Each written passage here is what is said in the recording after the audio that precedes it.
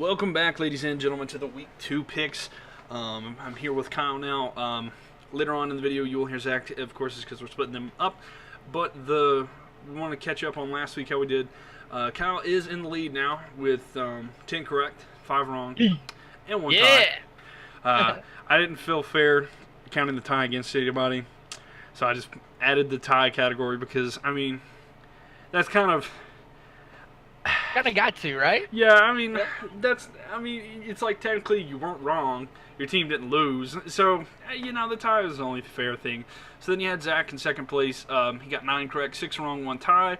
And I'm tied with the bot. The Madden simulation, 8 correct, 7 wrong, 1 tie. So it's like a 2 game spread. So that's pretty much... That's really close. So in the following weeks, it could change very fast. But Week 1 winner is going to go to Kyle. So we're just going to keep up with that and see how that goes for the rest of the year. But what a crazy week of football. A little close to home for you, but how about them Cowboys? Unfortunately, I learned a very tough lesson that I've learned in the past. I have to relearn the same lesson every year. Don't bet on the Cowboys. So for the rest of the football season, because of my bet with you, I have a Redskins logo as my Twitter profile picture. And it is, I tell you, it's depressing every time I get on Twitter and I see the Redskins. I do not like it one bit. I could tell. I could tell that you were hating it because it was like literally the game happened on Sunday. You changed it Sunday evening. It was like Monday evening. You'd put a tweet out and you're like, I really hate this logo. Like, I hate it. I was like, this is like a day. Like, the first week wasn't even over yet, and he's already complaining about it. I was just like, that was the best bet that could have happened there. At like 4 o'clock in the morning, I'm checking Twitter before work, and it's just like, boom, Redskins in my face, and I hate Washington. Oh my god, but yeah, it's good. But he did beat me in fantasy football this week, so I gotta win. I gotta win at something, right? Yeah, I know. But I mean, back. Oh yeah, but back to football, man. It was a great opening weekend. Great games across the board. I definitely enjoyed watching football again. I'm glad it's back. It's back to what it should be. Football on Sunday. Absolutely, and I know we focus mainly on NFL, but gosh, I love college too. But NFL, it's just been great. But I guess we'll go ahead and start getting into our picks here. So the first matchup we got is the Thursday night games coming in Cincinnati, Ohio, as the Ravens are facing, and they're traveling to Cincinnati to face the Bengals. Who you got winning that one? I tell you, I think this is an interesting game, actually, for many reasons. The Ravens just absolutely just stomped a mud hole in Buffalo this last weekend. It wasn't even fair. Yeah. Buffalo looks horrible. As for the Bengals, they look decent at times. Andy Dalton threw for 2 touchdowns. Joe Mixon had almost 100 yards on the ground. AJ Green seemed kind of like maybe he's back to the same way. So I think it's an interesting game. I'm actually going to go with the Bengals in this one, and I think it's going to be kind of close. I'm going to go Bengals 31-30. I think they might win it on like a last-second field goal down the stretch there. I think it's going to be a good game. Both offenses are looking pretty decent so far. That was a very close game, and like last week when the Bengals faced the Colts, I mean, it came down at the end. I really thought the Colts might have had a chance there, and then my tight end fumbled the ball, which was returned for a touchdown. But that's no need to worry about that. I do pick the Ravens to win this one. I've got them winning 24-16, so I got an 8-point advantage. The Ravens are favored by 1 point, even though this is a road game. That's in their division as well, so that's a very tough game. Madden has the Ravens winning as well, 21-13. So that's definitely going to be a matchup to watch. Definitely going to be watching because it's the only game on. But I think this one can be interesting, like to see how good, if the Ravens are that good, and if they are that good, or if they're like kind of mediocre. That just basically tells us that the Bills are the new Browns. So I guess we'll just kind of see how that goes. Ravens, of course, with the only 3 points allowed, #1 defense after week 1. Of course, it's just week 1. Yeah. But that the Bills are I'd hate to be a Bills. For sure. Yeah, throughout history, 4 Super Bowls in a row, lose them all, and then this starts just not happening. But rolling on to the next week. The first 1 o'clock game I do have here, a little close to home for me, is the Panthers are visiting the Atlanta Falcons down in Atlanta. Who you got in that one? I tell you, this is going to be an interesting game. Panthers last week offensively, I don't know if I want to bite into the Cowboys defense actually being good as a Cowboys fan. I can't believe I said that out loud. Or if I want to talk about maybe the Panthers offense isn't that great. You lose your, I believe, left tackle Williams. He's out, and then of course Greg Olsen, one of the top tight ends in the league. He also rehurt his ankle, I believe it is, and it kind of sucks. That kind of sucks as for their offense as well, or for in general. But the Panthers' defense is very solid. Always will be solid, I think, for many years to come. Still, Yeah. But I personally think that actually I'm thinking the Panthers are going to get this one done. I really do. I do. I think the Panthers are going to win 24-14 on the road, going and beating Atlanta. And I appreciate the pick there. I do like that. I think the Panthers will win too. I know that they're a little banged up and stuff like that, and they lost Greg Olsen. I do like our Ian Thomas, our rookie that we did keep. He's really good as well. I think that he can fill in that spot there with Greg Olsen. I mean, of course, we can't replace Greg Olsen, but I think he's a great. I also think, though, with our other options, with Torrey Smith and stuff like that, I do think we'll win. I've got Carolina winning 28-24.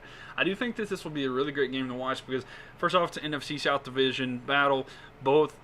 This is the 2015 and the 2016 teams that represent the NFC in the Super Bowl. So I think, there's a lot of history between these two teams, and it's just going to be a tough fight to the end. And Madden actually has the Falcons winning by 29-28.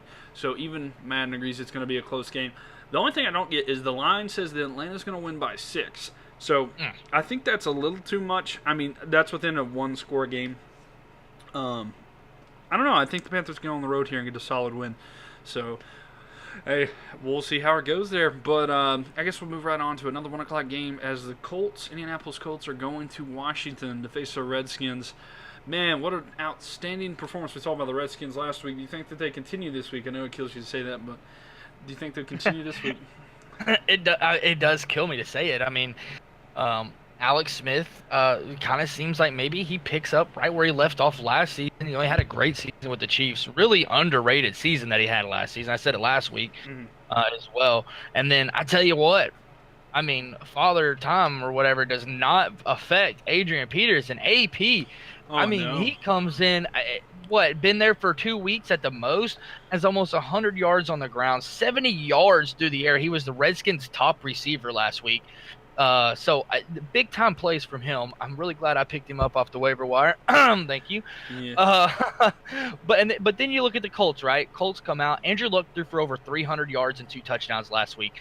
So I will say Andrew Luck kind of maybe he's back, but that Colts defense, I just think there was some open passes the Bengals were throwing across the yard last week.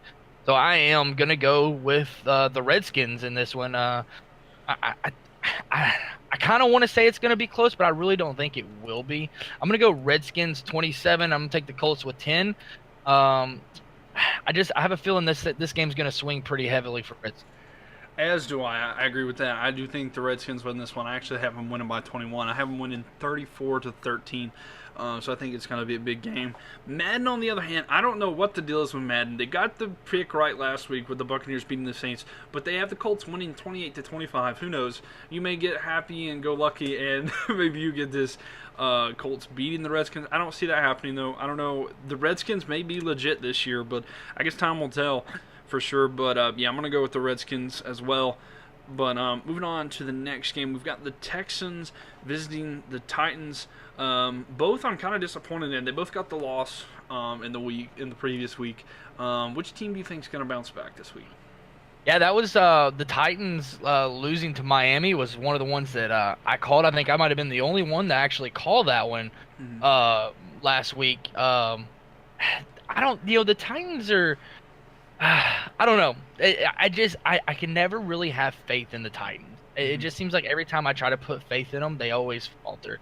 I thought the Texans played pretty well in the second half last week against the Patriots. The Patriots came out and hit them in the mouth, which was expected anyway. Mhm. But I think they played pretty well. Deshaun Watson's got to get his feet back to him. He's got to get back used to running around and throwing the ball. Lamar Miller almost had 100 yards rushing, but he's got to be able to find the end zone as well. I'm going to go with the Texans in this one. I think defense is going to prevail, and I still like the Texans defense overall. I'm going to go with the Texans. I think it's going to be a 24-17 game. I think the Titans keep it close, but I think the Texans are the better team. I agree with that as well. In fact, I actually have the same point spread there. I do have the Texans winning 17-10, just one touchdown less for each team. I think it's going to be I think it'll be a decent game. I'm not necessarily one I'm like, oh yeah, you should watch this, but I do think this will be a good game for both teams. Both teams really need a bounce back game. I really thought the Titans would do that, but I don't know what the deal is. I don't know. By the way, that game went on for 7.5 hours, so Yeah. that might have played a factor into it, but. Who knows? It could have. I mean, you're right. Long game, delays, everything like that. It could have made a difference. But both teams had to go through it. I get that Exactly. too. I don't know. It can ruin a team's momentum as well. I didn't really watch the game or pay attention to it as much, so I don't know if either team had momentum. I'm just speaking out of speculation here. But Madden actually has the Titans winning 20-14. I don't see that happening. I think the Texans are just a little too good for the Titans, and the Titans lost to the Dolphins. So anything losing to Ryan Tannehill, you got problems. But we'll go to the next game here. So this is the crazy one of the week. We got the Eagles and the Buccaneers. Do the Buccaneers have the audacity to host the Eagles and get a W? Don't drink this juice. Do not. Do not. The Saints defense is just the Saints defense is terrible, horrible. If anybody watched the game, I watched it, and let me tell you, I probably could have thrown 300 yards, and I haven't thrown a football in years, and that's sad. Receivers were just running wide open. So this week, it's not going to be like that. Eagles defense is very solid. Matt Ryan didn't even throw for a touchdown pass in week 1 against the Eagles. Now, however, they did give up 169 yards receiving to Julio Jones. So that might be a focal point. I can't think of the cornerback's name right now, but he gets beat on double moves. Ryan Fitzpatrick? No, the cornerback for the Eagles. Oh, the corner. My apologies. I thought he's vulnerable to double moves. So I think the Bucs are going to have a couple big plays here and there, but I just don't think it's going to be enough. I think Nick Foles gets back on track this week. I really do. The Saints hung 40 still last week on the Bucs. Their defense is just as bad. Breeze threw for 439 yards. But I just don't drink the juice, everybody. The Bucs aren't good. They're not. I'm just telling everybody, don't freak out. So I'm going to take the Eagles, and I actually think it's not even going to be that close. I'm going to take the Eagles 34-17, and I think finally the Buccaneers come back down to earth here. I understand that. I do have the Eagles winning as well. I wasn't going to put that much faith in the Buccaneers. I was just trying to see if we could get like a MVP chance started from Ryan Fitzpatrick, see if he can, not yet. Now if he does it this week, we might consider. No, I'm just kidding. Even then, I'm not sold on it yet. Yeah, and this is one of the things I was talking to earlier. Sorry, I didn't mean to interrupt you there. This is one of the things I was talking to Zach about. Just to let everybody know, if you're listening to this, we kind of done the picks backwards. I'm going to try not to give any of Zach's picks away. But one of the things we're talking about, if theoretically, say the Buccaneers win 3 games, right? Say they win this game with Ryan Fitzpatrick. In week 4, when Jameis Winston returns, who's getting the start? Oh, no, you can't put Jameis in. I don't care. Yeah. If Fitzpatrick has a winning record after week 4, you can't put Jameis in there. There's just no doubt about it. If Fitzpatrick keeps it going, he's the starter. I personally think he might have already won the starting job. Now, he's got 2 good defenses coming up, the Eagles this week, and I can't think of who he plays next week, but he's got 2 defensive teams coming up that's going to be hard for him. I firmly believe that if they maybe even if they're 2-2, I think it could be Fitzpatrick's job.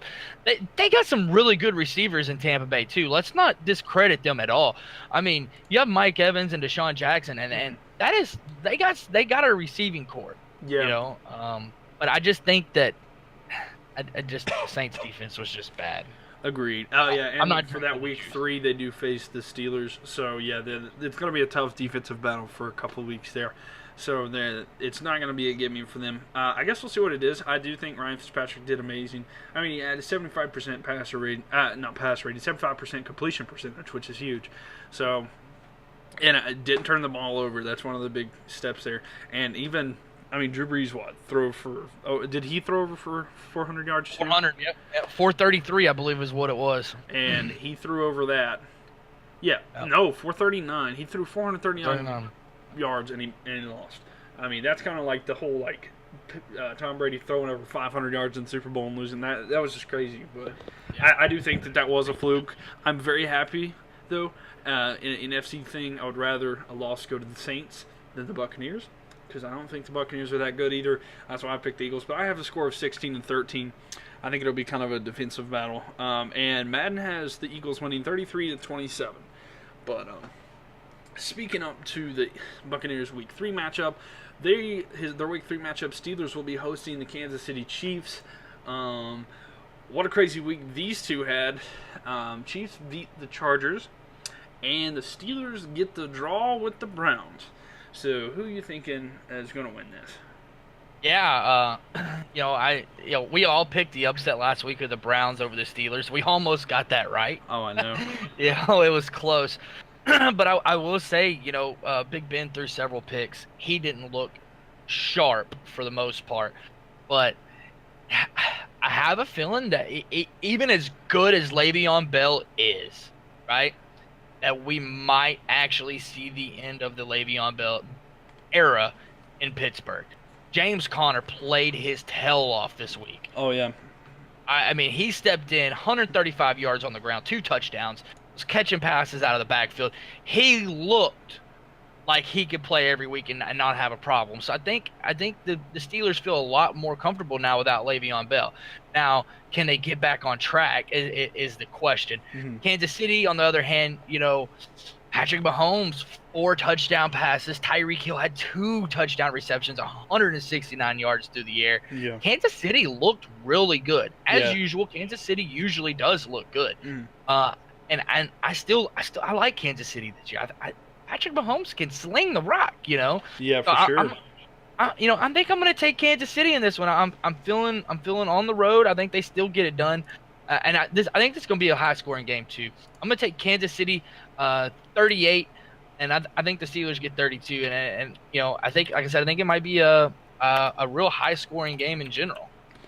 Yeah, and I agree with that as well. I do. I also picked the Chiefs. I did pick the Chiefs winning this game, and I also think that they'll have a high-scoring game as well. I have the Chiefs winning 41-35. I think Mahomes has so many weapons, like Tyreek Hill. He's got Kareem Hunt in his backfield with him. He's got Travis Kelce. He is set up for success, and I think that he's going to have an amazing year. I think underrated he's going to have an amazing offensive career. Line. Yeah, underrated offensive line as well. Chiefs offensive line isn't talked about very much, but they can do both. They can pass block and run block very well. Absolutely. Like this team, it's a sleeping team. People sleep on them and stuff like that. And I mean, they can really do some magic. Like this is a team that has potential. I mean, I think they'll make the playoffs this year, and they may go farther. We'll see. Time tells, but. How that team's going to work. But, yeah, the Steelers question mark with Le'Veon Bell. He's taken off the depth chart. I don't know if he's going to ever play a game again with the Steelers.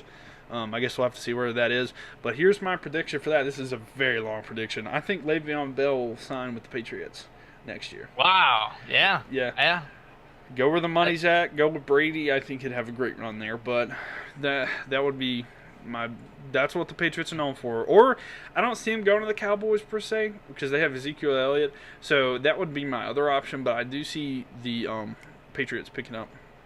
Yeah, that's not a bad shot. I actually think there could be even more teams that you wouldn't think as possibilities. And I'll touch on it just quickly. Yeah. I think teams like maybe even the Packers could try to get in there. The Saints might even try to get in the running, and also the Raiders. Oh yeah, Just for saying. sure. They need to run up a game. Marshawn Lynch looked good the other day, but they He's getting that old. can change it. Yeah, exactly. That could change it. But yeah, for sure, I agree with that as well. But I'll touch on that just in a second because you brought up a great point there. It's about a different team, but I want to talk about that when we get to them. But the next game I do have is the Dolphins going to visit the Jets. Dolphins got a win last week, and the Jets also got a win last week. Is Darnold the future of the Jets? Hey, I'm going to tell you right now. Sam Darnold looked pretty well, pretty good. First pass, pick six, right? Yeah. That sucks. Yeah. That sucks. Bad way to start it off. Mm-hmm. But you know what impressed me the most about that, Miles, is he came back out, and what did he do? He brought him right back down the field. Oh yeah. It didn't affect him. He kept calm, cool, collective, and he looked like he was in control. But I'm gonna tell you what the Jets have right now, and that is having a amazing defense.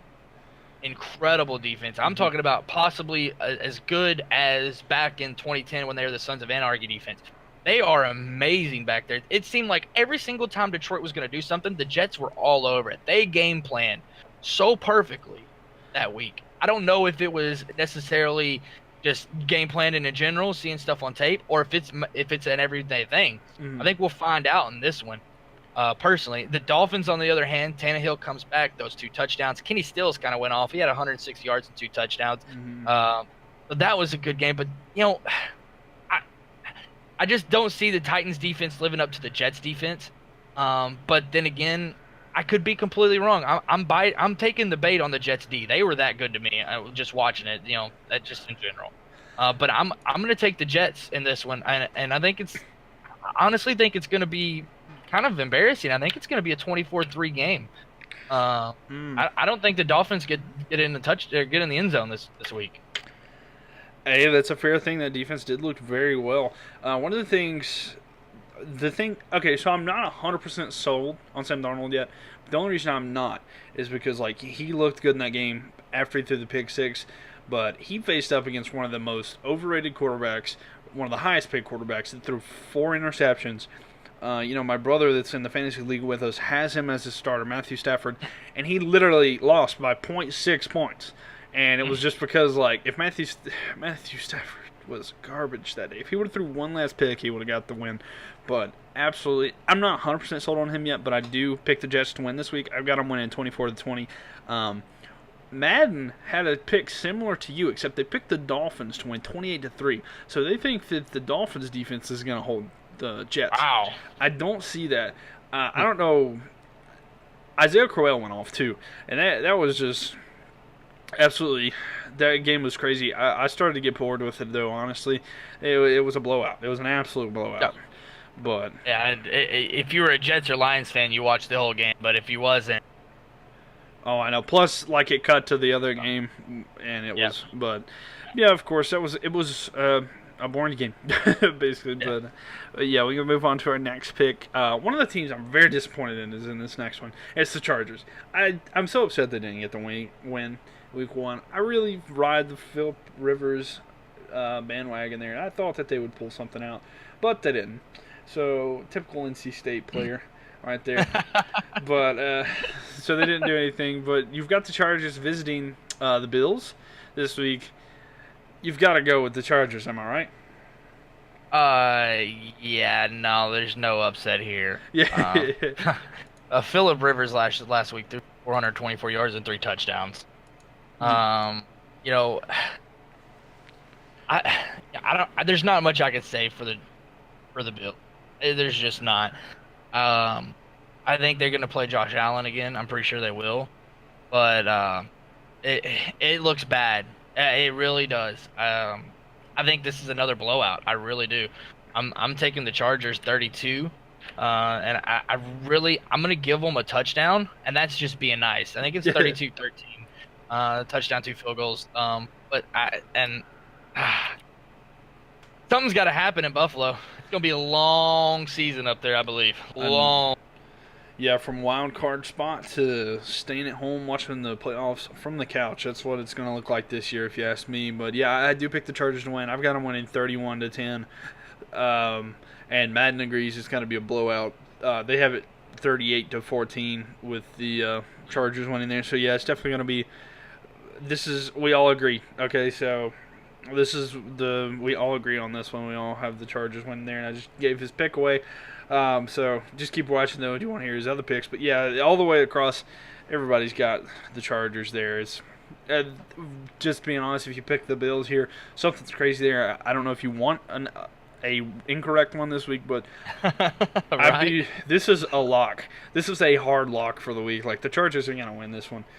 I mean, the Chargers played well last week too, and the Chargers are favored by 7.5 points. So this is very likely And that's being nice. That's yeah, being nice. And yeah, exactly. So the next matchup we have, and this is one I was talking about, I had a comment on, Vikings visiting the Packers.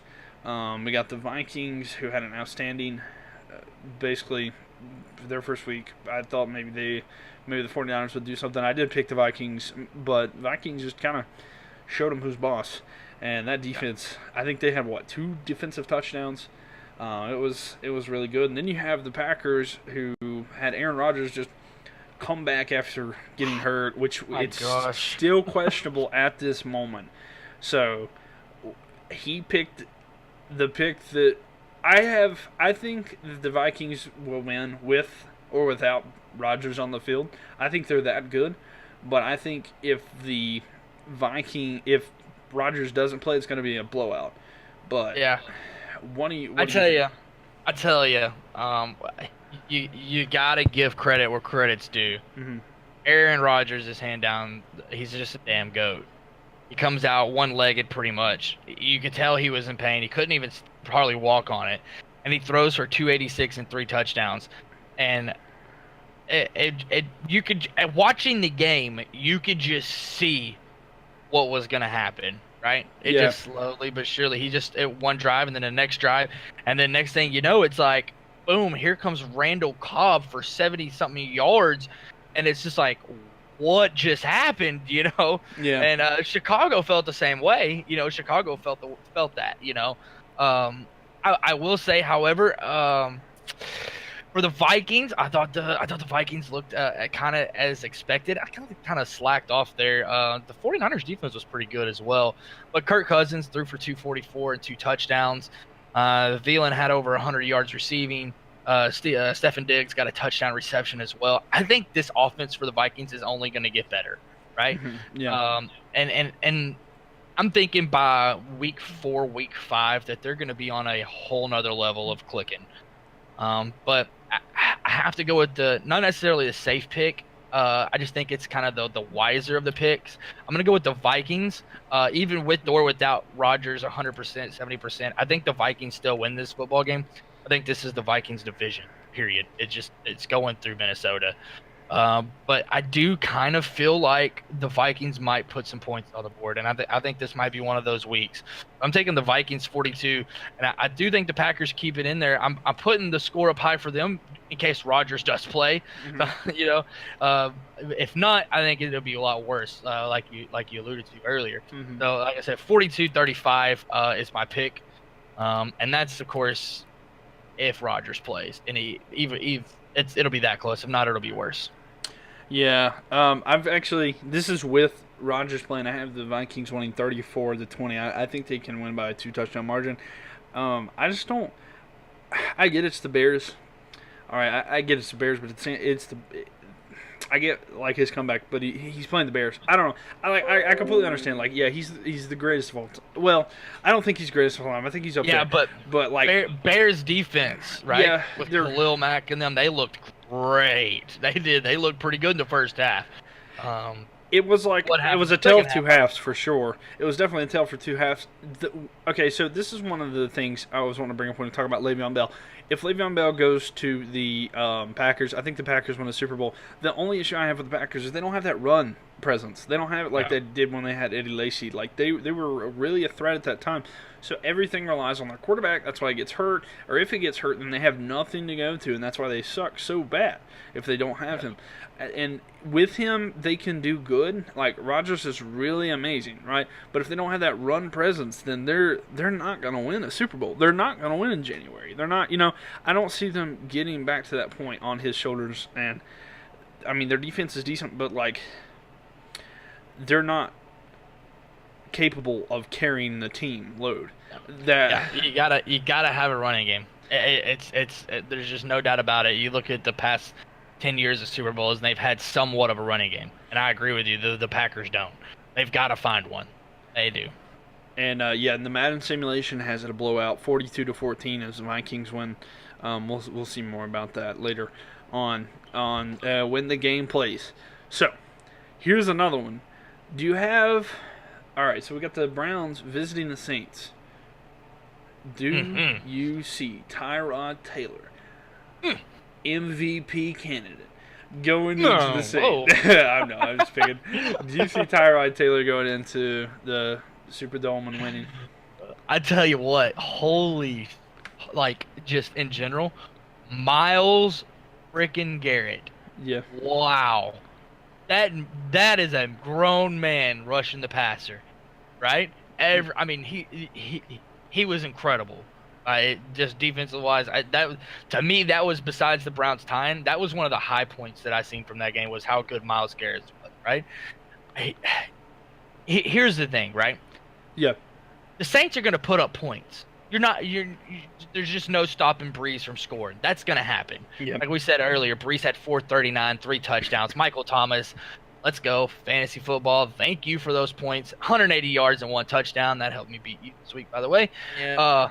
But, they're going to do that week in and week out. Here's the key to this game. You want to know what the biggest key is?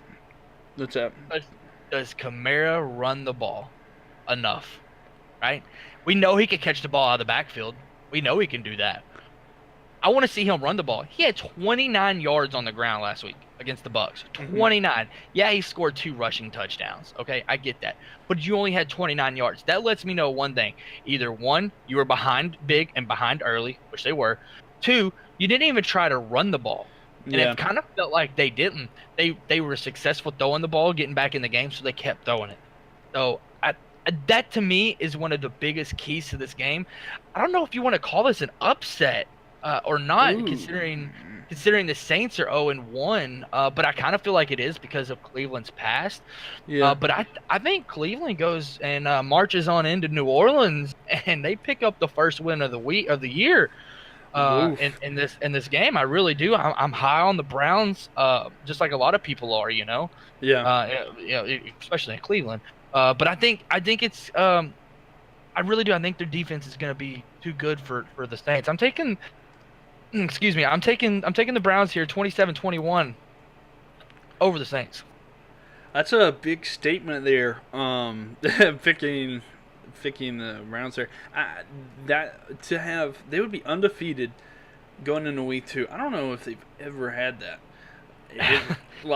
That's huge for them. Like, to be 1 win, 1 tie, like, that's really good for them. Like, I know that sounds crazy, but like, they've already got more wins right now than they have the exact. No, they don't have a win but they have a better season this year than they already did last year, and like, that's just crazy to think about that, because, oh my god, like, to not win a game all year, but they get the tie, and last week they choked the win.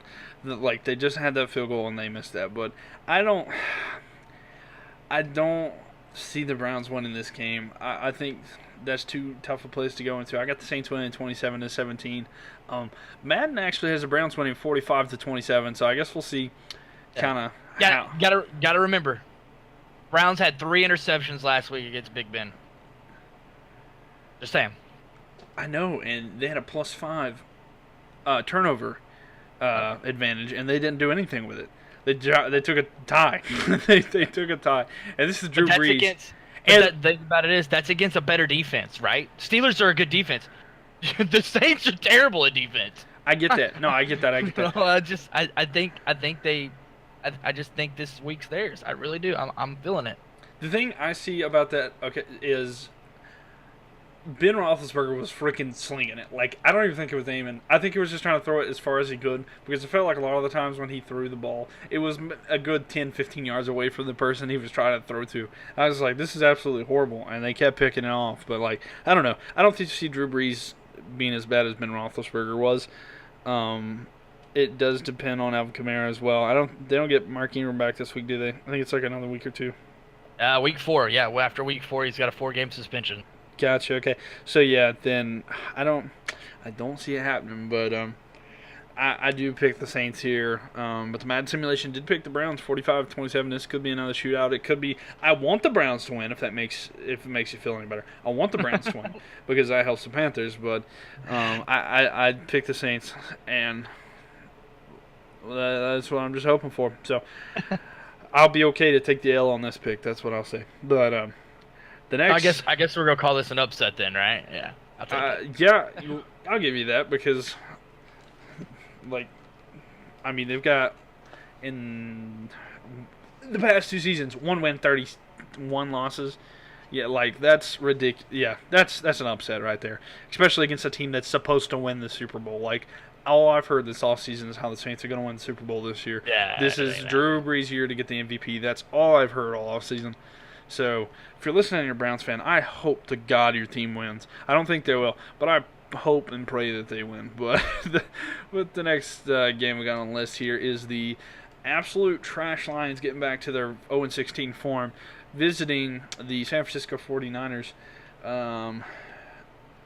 Is Matthew Stafford the quarterback of that team, and is he going to lead them to a win in San Francisco? You know, I honestly think that maybe Matt Patricia might have bit off more than he can chew with this one. The Lions, from top to bottom, look like they should be a good team, right? They got some good players around, but you alluded to earlier, I think Matt Stafford might be one of the most overrated quarterbacks. He's had a lot of people there that's made him look really, really good. Yep. Think about it. Throw the ball up, let Megatron go get it. Yeah, for sure. You know what I mean? Throw the ball deep, let Golden Tate run under it. And Pettigrew. Is it the tight end in the head? Yeah. Exactly. So that's kind of how I feel about that. The Niners coming into it, though, I tell you, you lost last week by 8 to Minnesota, but you held Minnesota to only 24 points, right? Garoppolo throws for 261 and a touchdown. The Lions, or not the Lions, the Niners have to find a running game. Like, they've got to get somebody that can run the ball for them, which might also be a good place for Le'Veon Bell to end up. But the Niners' defense is pretty solid. I'm thinking this game might be closer than what people expect, but I also kind of think this might be residential sleeper game as well, just as completely boring. But I'm gonna go with the Niners here. Garoppolo getting the first win of the season. I'm gonna go with Niners 20-16 over the Lions here. Gotcha. I go with the Niners as well. I got them winning 26-13. I don't think that just the week 1 performance is what killed it for me. I may have picked the Lions. I don't know. Niners are the holding team. I don't see the Lions winning this game. I mean, Matthew Stafford threw 4 picks, and he got benched. He didn't even play the full game and got benched. Yeah. And it's not capable. Madden has the Lions winning 31-17. I don't see how that happens, but I can't pick the Lions until they show me that they're a legitimate team. I agree. I can't really pick them against the mid card to higher caliber teams because the 49ers team they've got a chance to get to the playoffs this year. And that division that they're in, it's a little shaken up. So they have a good chance this year, but I guess time will tell for sure. But yeah, let's see. I think the 49ers are favored by 6 points at home there, and they're the home team. So I don't see the Lions pulling this one off. But moving on to the next game, I think this one's going to be a blowout. As the Rams are hosting the Cardinals. What are you thinking? Yeah, I think you're right. I think the Cardinals. No, I'm just kidding. The Cardinals are going to win 400-7. Yeah, I hate seeing the Cardinals lose. I'm by no means near a Cardinals fan. Of course, Cowboys till I die. Yep. But I really do like Larry Fitzgerald. Fitzgerald is a stand-up guy. great wide receiver, first ballot Hall of Famer in my opinion, and that team's just they looked terrible. Only 6 points put up against the Redskins last week. That just isn't going to cut it in the National Football League. You got to score more than 6 points to win a game most of the time. Then you turn to the Rams, right? And the Rams played the Raiders, and that was an interesting game. They were down 13-10 there in the first half or whatnot, and then they just come out in the second half, and it was just like something just clicked, and they just started putting it on them. Jared Goff threw for 233 and 2 touchdowns. Todd Gurley had over 100 yards rushing. Brandon Cooks had 87 yards coming out of the slot. So, you know, I feel bad for the Cardinals. I really do. I think it's going to be nasty. I really do. I think this is going to be a nasty game. I'm taking the Rams easily 34-10 here. And I'm being nice given the Cardinals a touchdown. Yeah, that's very nice. That's very nice. Fantasy football wise, I have Brandon Cooks on my fantasy team. He will be my flex this week going into it. I think he's going to have a big game as well, in general. I agree with that. I mean, the Cardinals are nowhere near back to one of the things that wasn't talked about, the year the Panthers were they went 15-1. Like the Cardinals went 13-3. It was not until the very week 16 that the Panthers clinched that home field advantage throughout the playoffs. And I was so pissed. I was the Cardinals are literally 2 games behind them, and the Panthers were 15-1. You know what I'm saying? 13-3. That's usually a number 1 with home field advantage throughout the playoffs. That's, unless that's just absolutely crazy, but it was just too good to be true. And the Cardinals don't. And yeah, I feel bad for Larry Fitzgerald. I wish he'd come to Carolina. Just for 1 year, it'd be very nice. I know that he's a loyal man though, so he's not going to leave them. But there's too many question marks there. I do like the head coach because he's from Carolina, but I do have the Rams winning 38-9.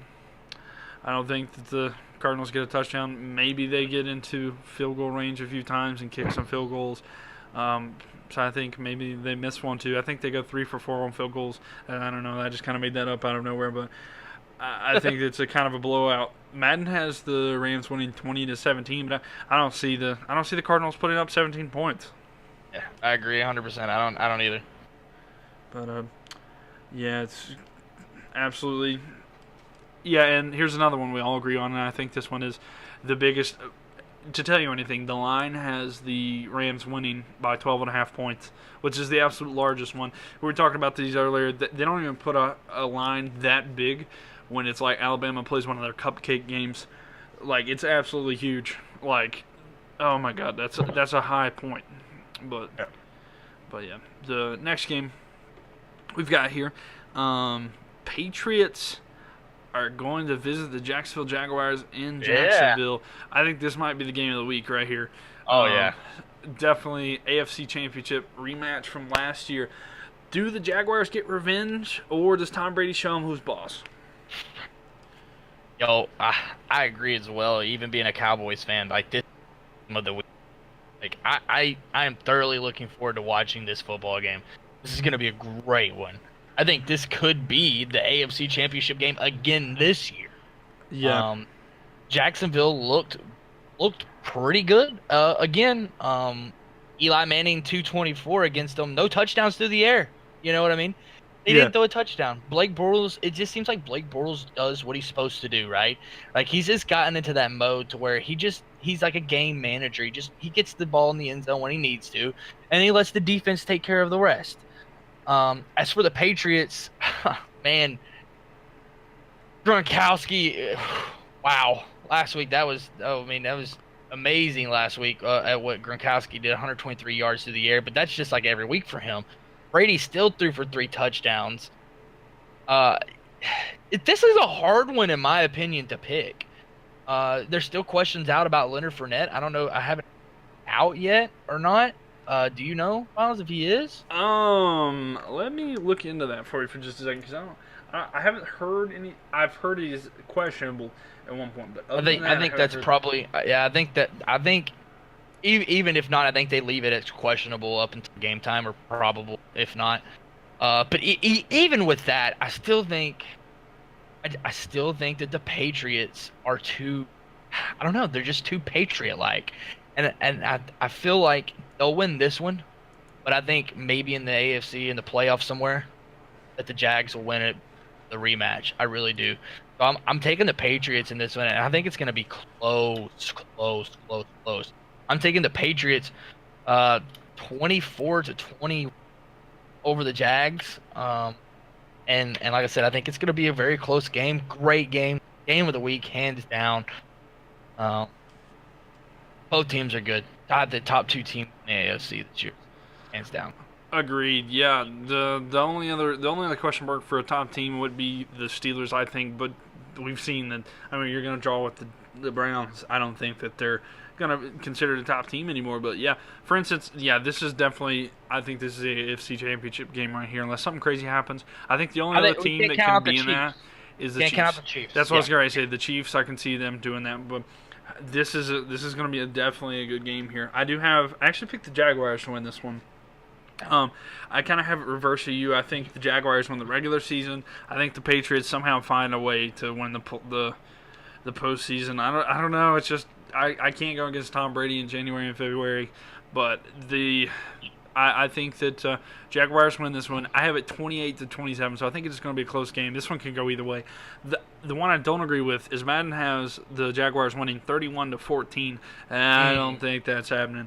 But yeah, this is definitely a very crucial matchup to see who maybe gets home field advantage down the road, because I know the Patriots are going to get that first round bye. It's just are they going to have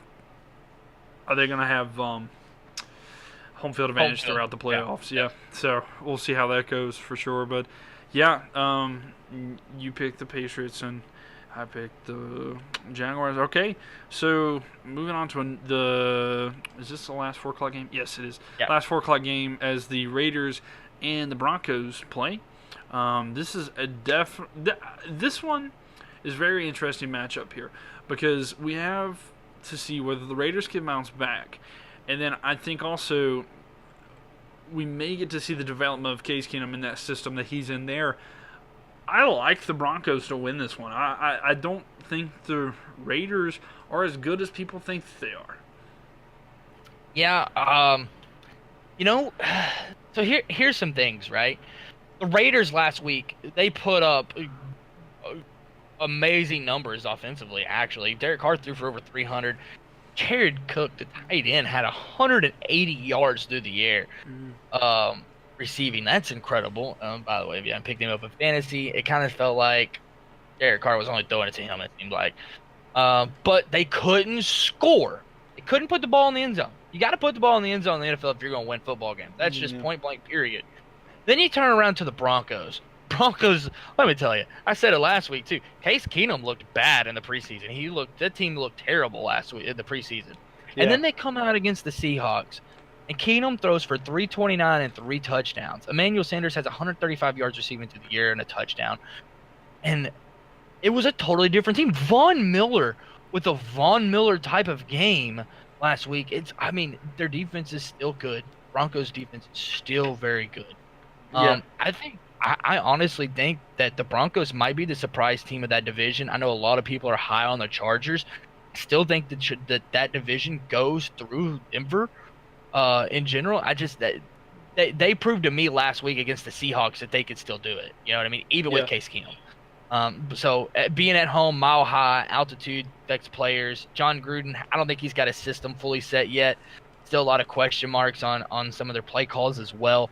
I'm taking the Broncos here. I think the Raiders put up a decent fight, but I'm taking the Broncos 27-24. And I don't know. I'm high on that defense. I really am. Yeah, we actually all agreed across the board that the Broncos are going to win this one. I have them winning 24-10.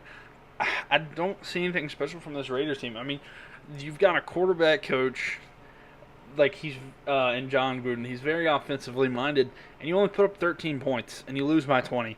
Like that, it's very difficult.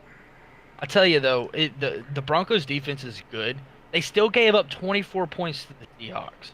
I get that. I get that too. It's just that with the addition of Bradley Chubb and Von Miller, I think that this is going to be an absolute horrible game for Derek Carr. I think that he's going to struggle. I think he's going to be running for a lot of the game, and Very well could be. We'll have to see how this Raiders team progresses throughout the year because it's been a question mark. Like, can they contend? Are they going to be able to do that? Because like before Derek Carr hurt his leg, it was like, okay, this team is pretty legit, and they said a lot of the reasons was like, oh, Raiders would have went to the Super Bowl if he didn't break his leg, but he's back now and he's not performing. Like, Yeah. it reminds me of Andrew Luck. It literally reminds me of Andrew Luck. It's like he's got all this talent and stuff like that. He's got a lot of potential, but like They have to utilize Amari Cooper more. they do. They really do. Amari Cooper's a big play threat, and they just not letting him. It feels like they're not letting him run free anymore. You got to let Amari Cooper get in the game. You got to get him the ball. And there was an interview with John Gruden where he was struggling about how that he was talking about how that they were struggling to get to the quarterback, and I'm sure it absolutely killed him. See the night before that. The little Mac just went off. Yeah, it gets the pick six and the strip sack, and that's gotta kill him. Like for 2 first-round draft picks, one in 1 year, one in another, but like I just can't see that. This may go down as one of the worst drafts, one of the worst trades ever. I know it's a first-round pick, but you can never count on a first-round pick. Like I just can't. I can't agree with that trade there. But plus, he traded away their second-round pick, and I think they have like 2 or 3 first-round picks, right? But then they don't have like another pick until like the 4th, and like that's absolutely horrible. I don't know. I can't agree with that. We'll see what happens. I'm not gonna say nothing against Gruden. Gruden's a hell of a coach. I just think it's gonna take him a little bit to get everything flowing. I understand what you're saying there. I want to get you and Zach together one time because Zach absolutely thinks that John Gruden is one of the worst coaches ever, and you like him a lot. So I would love to hear the debate between you two on that conversation. So maybe we can get you all together sometime because you guys have very different opinions on John Gruden. So I'd love to hear that conversation. I'm kind of in the middle. I want to see what he does there. I know he's had great years, but I just want to see what he does there. But moving on, I'm sure this is definitely going to be one that you're going to watch, unless you want to go to bed early that night and you don't want to see the Sunday night football game. But no, you're definitely. I know that you would sacrifice some sleep to watch your Cowboys play on Sunday night football, as they're going to be hosting the Giants. Do you have your Cowboys winning? Oh boy, Cowboys Nation. Always tough when the boys lose, but man, when you lose the way you looked. Offensively, we were horrible. Des Bryant was still productive, and he wasn't even playing. He was productive tweeting for us. Oh, my gosh. I just, there's a couple things, and I tweeted it out too. There's a couple things that Des brings to the table, right? Mm-hmm. And when you get rid of a player like him, this is what you lose. You lose your big play threat. Okay, Des Bryant, go up and get the ball, high point it, bring it down, jump over anybody he needed to catch the ball. You know what I mean? Yeah. Number 2, this is the most key thing about having an elite wide receiver. You miss out on double coverage, right? You gotta double cover Des. You know what I mean? Yeah. Most of the time, not every play. Of course, you're gonna run man a lot, but you gotta double cover him as well. And a lot of times when you double cover him, guess what that happens? That lets other receivers get open, right? Mm-hmm. And you could tell by watching that game, we couldn't get open. Just point blank period, we couldn't get open. We couldn't move the ball. We couldn't run the ball. I mean, you want to credit the Panthers defense, but at the same time, you look at the Cowboys, like best offensive line, you couldn't get over 100 yards rushing. I don't want to preach about the Cowboys too much. I will say one thing. I thought the defense looked pretty well. I thought they did a very good job against Cam. Cam only threw for 161 yards, ran for another 58. They really put a good lockdown on Christian McCaffrey as well. Was really impressed by defense in general for the Cowboys. Mm-hmm. As for the Giants, though, man, the Giants, they lose a tough one to Jacksonville. But the Giants didn't look too bad. Eli, 224, no touchdowns in the year. Odell Beckham had a buck 11, no touchdowns, of course. And Barkley, Saquon Barkley, he's going to be the real deal. I told people going into the draft that he was the best player to come out of the draft, and he is. I'm just telling you that he's going to get nothing but better from where he's at. Yeah. But with that being said, Cowboys and Giants, always a close game. Always seems like it comes down to the final possession. So with that being said, I got to do it. I think my boys get the offense back on track a little bit. I think we score some touchdowns. I'm going with my boys. Yep, 24-20 over the G-Men. There you go. And leading into this week, I was kind of confused. So I have a couple friends and family members that are Cowboys fans. One, he was just pissed. He said, "There goes the season." He thought like the loss to Carolina was it. He's like, that's it. We had a $20 bet, and he owes me $20. If you're listening, I want it soon. But no, he's not listening. But yeah, and then another one of my friends, he said that the problem is Dak, and then another one said was that they don't have wide receivers. So it's kind of a throw up there. I know the whole Cowboys organization, like the defense is not the question. Like they did whole cam and stuff like that, and then they did force the turnover on Christian McCaffrey. With the fumble there, and I mean they were there until the end. I think the Panthers defense was good. I think we have the best front seven in the NFL. We can talk about that at a different time. But I think it was a good game overall. It was a very defensive struggle because I sat there a lot of the time. I was rubbing my head like, God, why?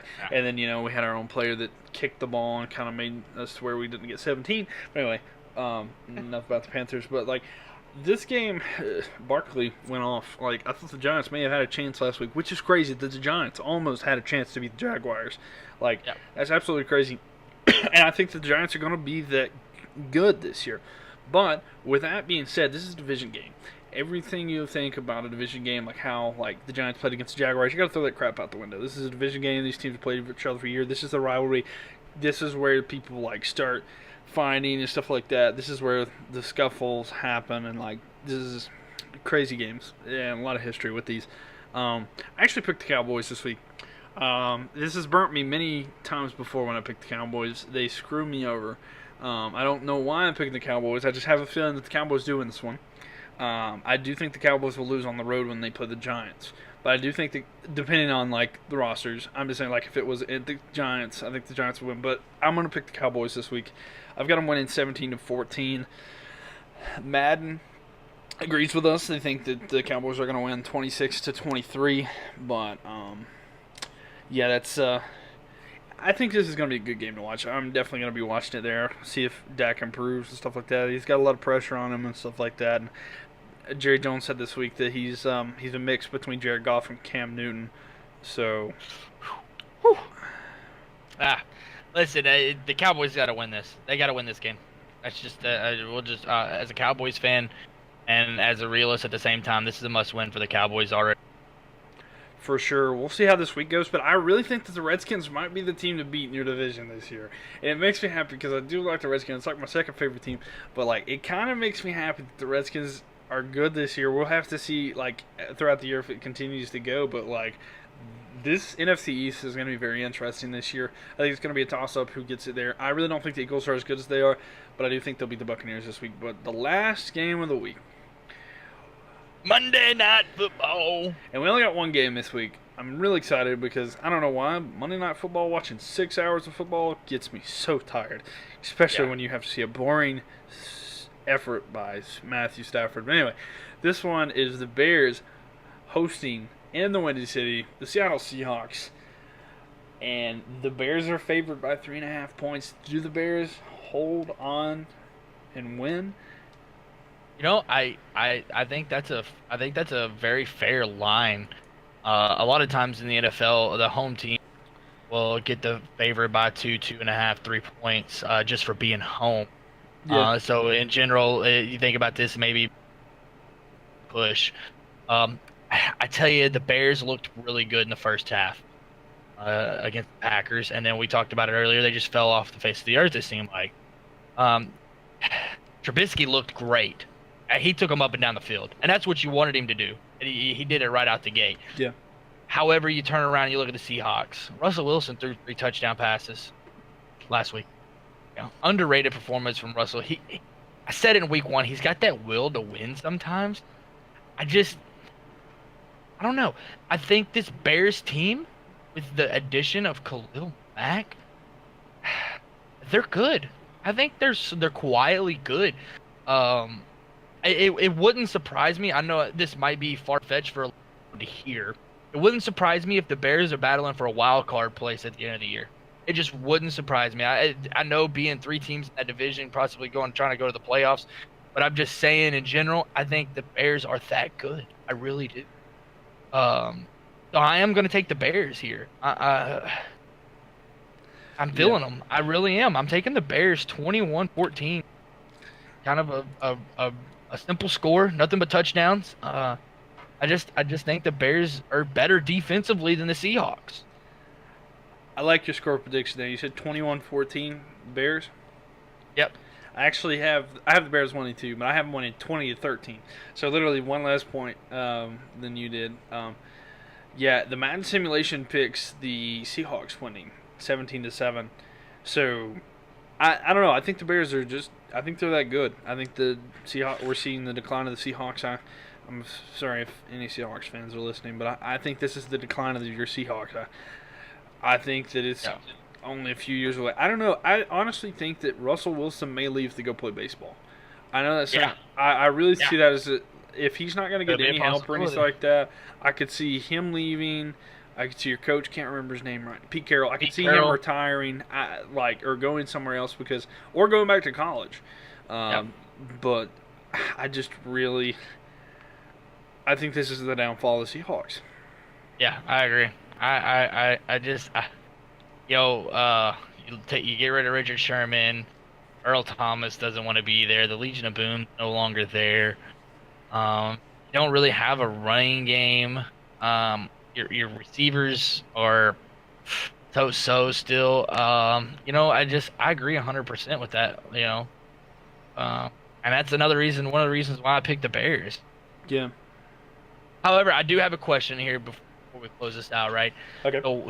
So one of my question is, what is one thing that you want to see this week from any team? What is one thing that you want to see a team do? I want to see Matthew Stafford not throw as many interceptions because, so he's a top 3, paid-wise, he was the top paid quarterback for a long time. And I want to believe in the Lions, give them faith because I honestly, as a sleeper pick this year, I had the Lions winning the NFC North. I know this sounds crazy, but there was a lot of hype around them, and I honestly thought that they had a chance this year. Now it's looking more to me like the Vikings are going to win that, but I want to see them. I want to see Matthew Stafford play to that top tier like he should be. I mean, if you're going to get paid that way, put your mouth where show them that you're worth that amount. Don't just continue to do what you've done there against the Jets because, they had a perfect chance. They were up 7, pick 6 first play of the game, and you still lose by a lot.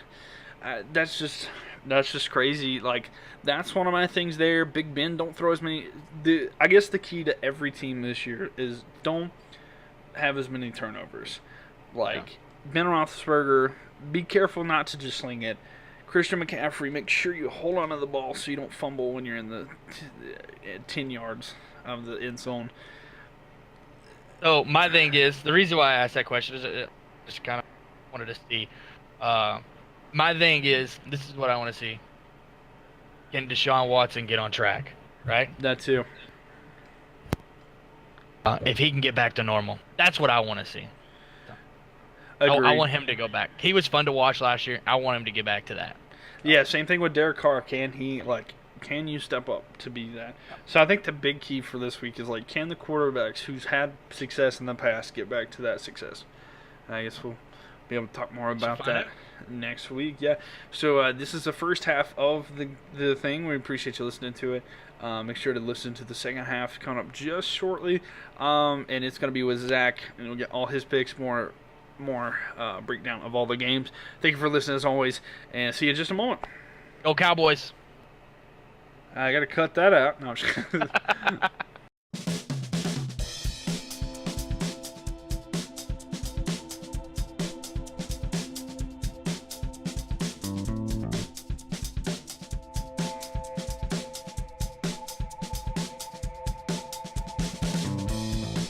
Ladies and gentlemen, welcome back. Here we are with our week 2 picks. So the first matchup we got here I'm with Zach. You've already got Kill Kitch's picks. So the first pick that we got to do is start off with the Thursday night game as the Ravens are visiting the Bengals, and the Ravens are actually favored 1 point on the road. So what are you thinking about that? You know, after this past week going up against the Bills, granted the Bills aren't a good team, I should say. Mm-hmm. I would still take the Ravens in this one. The Bengals, I just don't have faith in that team at all. I agree with that. Especially because this is a divisional game. I agree with that as well. I also picked the Ravens here, and I picked the Ravens to win 24-16. I know the Bengals beat the Colts, but it was actually a close game. And if it wasn't for Doyle's fumble, then I think that the Colts might have actually pulled that one off. Madden predicted the Ravens to win 21-13. I mean, we saw the Ravens absolutely destroy the Bills next year, and I'm not saying the Bills are any kind of title contention. They did make the playoffs last year, but for sure, that's definitely. I mean, it's a statement. Anytime you beat a team by like 40 points, definitely going to be a statement there. So, but yeah, I do have the Ravens winning that one as well. So, agreed. I guess we can move right into our Monday picks. So the first Monday game, this is going to be an NFC South battle as the Carolina Panthers go visit the Atlanta Falcons in Atlanta. Atlanta's favored 6 points in the Mercedes-Benz Stadium. What are your thoughts on that one? You know, I'm not really sure because, well, what? Greg Olson's going to be out, right? Yeah, Greg Olson, he's kind of a day-to-day sort of thing right here, week-to-week. He's going to be out for a few weeks because of his foot that he had surgery on in the offseason for 2017. Much reason why I missed last year. So, yeah, he's definitely going to be going through surgery. Well, not necessarily surgery, but it's a question mark when he'll be able to return. He does hope to return this season, though. Okay, so I'm going to go with Atlanta on this one. Okay. They let me down last week. I hope they don't let me down again this week. But it's going to be a battle of which quarterback can just outduel the other one. That's all it's really going to come down to. Granted, the Falcons did lose a couple defensive players, but yeah, I think it'll be a close game this week. I agree as well. I think the 6-point favorite is kind of not fair in the sense that, like, these teams. Okay, so both teams are a little banged up coming into this already, and yeah, Falcons All-Star defender and then Cam lost his number one target for many years, Greg Olson. I think that'll be rough. I do, however, pick the Panthers to win 28-24 on the road. I think it will be a close game. I would say that the winner is within. I think it's a one-score game at the final. The Madden simulation did pick the Falcons to win 29-28. We'll see how it goes. These are also at the NFC South. It's a tough game. I can see this one going into the way. I'm just going to pick the Panthers. Going to believe that they're going to go into Atlanta and win it. But we'll see how that goes. But moving right along here, the next game we got is the Colts are going to be visiting the Redskins. This one's going to be the Redskins' first home game of the year. And they are actually favored by 6 points. Do you see them winning that game? Yeah, yes, I do. I see the Redskins taking this one home just because I trust Alex Smith than I do Andrew Luck right now. Yeah. And it's Andrew Luck wasn't the best last week. He still has some rust on him, you can tell. All right, and it's Alex Smith. He's a good QB. Not great, but he's good enough to where if he can put up 20 points, I think that Redskins defense will be able to lock down Andrew Luck enough to where they won't score enough. It will be a defensive game, in my opinion. And yeah, I could see that as well. I do have the Redskins actually winning pretty big here. I have them winning 34-13. I just don't see the Colts as really a contending team. And the Redskins looked really good last week and their win in week 1. The Madden simulation, however, has the Colts winning 28-25. I don't think it'll be that close. I think that Madden always is right up the ass of Andrew Luck. I don't know what the deal is, but every year it seems like Andrew Luck just keeps getting better and better, but he doesn't play. So I don't know what the deal is. I don't know who. Yeah, and it's like, we don't know why all these like professionals are so high on him. Like you see Colin Cowherd, and he always has Andrew Luck in the top 5 QBs in the league. Well, he hasn't played until this past week, he didn't play in a game for like almost 650 days. Yeah, I know, and that's the thing I've never understood is like one of the things. Okay, so he was drafted as a Panthers fan. He was drafted the same year as Cam Newton, right? And everybody talks about like, oh, Andrew Luck was definitely the best one coming out of that draft. I'm like, Cam won an MVP. Cam set all these records and stuff like that.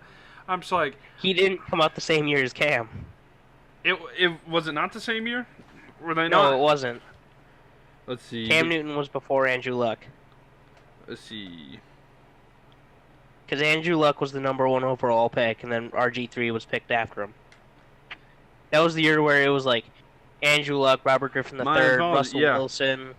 Okay, well, anyway, they've compared them a lot, as quarterbacks and stuff like that. My apologies, I got that back.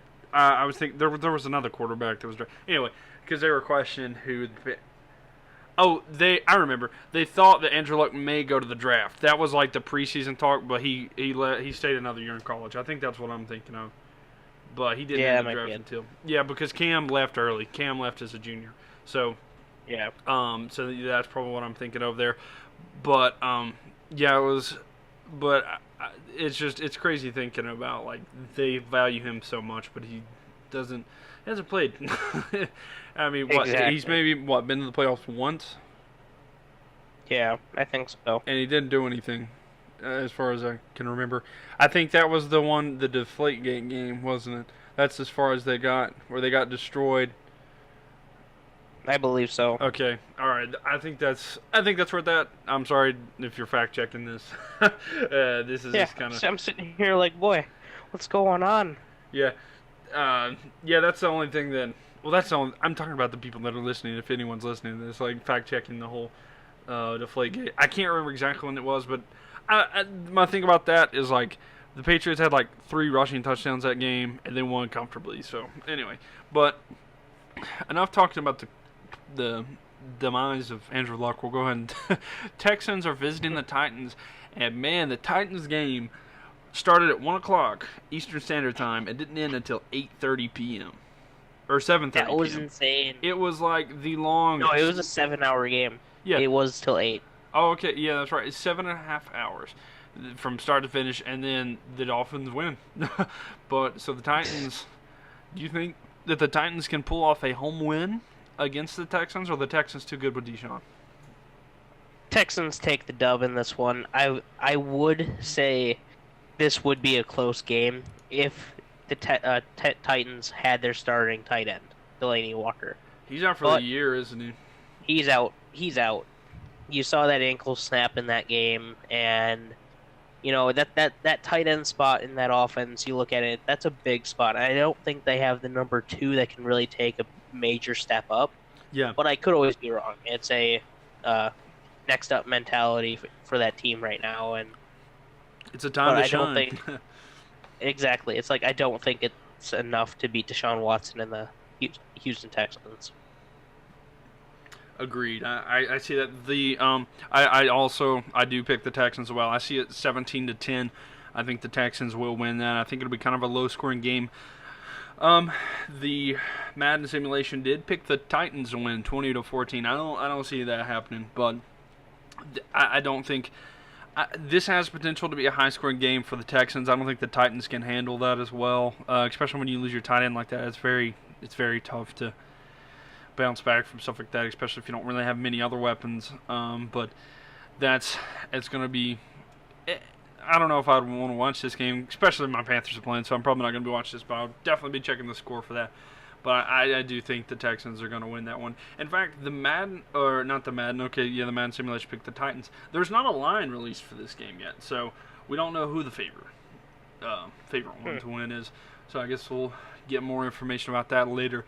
But the next game we have here are 2 teams, and this one is a potentially amazing matchup here as the Eagles are visiting the Buccaneers. This one could be a crazier game than people think, and some people may overlook this match, but I actually can't wait to see how this game goes. Just because of what we've seen week 1. Are the Buccaneers that good, or do we just see luck out of nowhere? Fitzmagic is back. I'm taking the Bucs in this one. I think that, granted, week 1 was just holy crap. That the Saints just weren't ready for it. I think that Ryan Fitzpatrick, with all the weapons around him, can go out and get the dub in Philly against a struggling Nick Foles. And, it's like last week we saw Nick Foles wasn't that great in week 1. Mm-hmm. Granted, they did get the dub, but I think that defense should be enough to hold back that offense. And that defense, I don't know. Against Mike Evans, O.J. Howard, and Deshaun Jackson, ooh, that offense can be something special this week. Yeah. Which is why I picked up Deshaun Jackson in the fantasy league. Mm-hmm. So do you think that the Buccaneers are going to win this one, or? Oh, yeah. You picking the Buccaneers? Definitely, 100. I'm picking the Bucs. I struggled with this pick because I kind of think that was a fluke. I think it was a division game. So I see this one being a very close game again. I couldn't find myself to pick the Buccaneers as much as I would like to see the Buccaneers beat the Eagles. I think the Eagles find a way to win. I picked it to be a close game. I think the Eagles win 16-13. The Madden simulation has the game 33-27. I don't know what happened last week. I don't know what that game between the Buccaneers and the Saints was. That was absolutely crazy. But I mean, I can see the Buccaneers winning that, especially if they do it like this. If they win this week, if they beat the Eagles, they're definitely going to be a contender, I think, in the NFC. I think that they may. That's really, it's, if they beat the Eagles this week, that coaching staff and that staff in general really has to be sitting there thinking, are we going to stick with Ryan Fitzpatrick? Or when Jameis Winston gets back, are we going to make the move over to him? And that's the thing, too. Definitely, because, he's got a 3-game suspension. So, and he was the top quarterback week 1, 417 passing yards, 4 touchdowns, 21 for 27. That's efficiency. I mean, that's really good efficiency, because that's 75% right there? That's a 75% accuracy. And that's high. That's high for a quarterback. And especially with no interceptions, 417 yards, 4 touchdowns. I mean, the man was slinging it, and just those receivers were torching that defense. That game was absolutely crazy, because that was fun to watch. Just that's all it really was. It was just fun to watch. Yeah, and who knows? Maybe we get another one of those this week. I'm not 100% sure. But, hopefully. We'll see how that goes. But rolling right in to the next game here, we've got... Oh, by the way, the Eagles are favored by 3.5 points. The next game we do have here is the Chiefs visiting the Pittsburgh Steelers. Pittsburgh's favored by 4 points. Do we see the Steelers getting another tie this week? No, it's not going to be another tie. I am taking the Steelers in this one. Okay. That was funny. Yeah. That was just hilarious last week. Mm-hmm. I was watching that game on a live stream of a 14-year-old playing it. And he was commentating that, and it was funny as it was just the funniest thing I've ever seen. Because the Browns, block field goal. He was like, I can't believe that freaking happened. Yeah. And you could hear the mom, don't swear in the background. But I think that the Steelers have enough with James Conner. Yeah. I think they come out with the dub in this one. Granted, if Big Ben throws another 3 picks this week, they really have to be sitting there thinking, is this the end for Roethlisberger? And do we have to start thinking Dobbs, Rudolph, or even maybe bringing Landry back? It's really dependent on what Roethlisberger does. If he turns the ball over like he did last week, it's gonna be another rough week for them. Because I think they had 5 turnovers total, something like that. I am taking the Steelers though, and that's fair. I picked Kansas City to win this one. I've got it 41-35. I think it'll be a high scoring game. The Steelers tied to the Browns, and I mean the Browns are going to be decent. I do have them going to the playoffs this year, but the Steelers are supposed to be like an AFC, they're supposed to be going for a Super Bowl this year. They have the weapons. I know that Le'Veon's not there and stuff like that. I don't know if that hurt them. He absolutely trolled them, though, on Twitter. I think that Right. they are a good But it's like team. you can't sit there. You can't sit there and say they missed Le'Veon when James Conner accounted for 90 yards of their offense. Yeah, He had and I get that. 130 something yards rushing and then like 60 something receiving. It's like you looked at it, it's like if that's missing Le'Veon, that team's screwed no matter what then because it's not going to take him much more over that hump One of to the put things I can Le'Veon see though Bell that in where there over Le'Veon would James have Conner helped over is last week. one of the things I can see though about that is like if you're throwing Le'Veon in the slot while you're having James Conner run, like you know what I'm saying, like to spread that because I don't know.